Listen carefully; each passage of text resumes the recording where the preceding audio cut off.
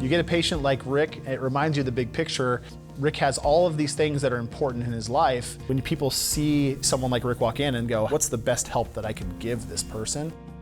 Before Joe told me that we should research getting an implant, I pretty much gave up. When you finally get something that helps you, it's quite a difference. I mean, my first hearing aids I had were a world better. But then my hearing decreased a little bit more. And last time he gave me my test, he really said, Rick, there's not really much more I can do for you. I was hitting limits on what I was physically capable of doing. You can't just make things louder forever. At some point in time, louder's known better. You have to have the person seeing someone else that's outside of hearing aids.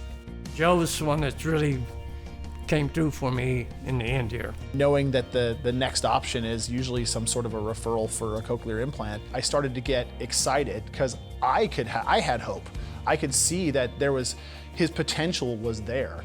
I could understand people. I could understand almost every word that was said. It opens up many more possibilities than I had before.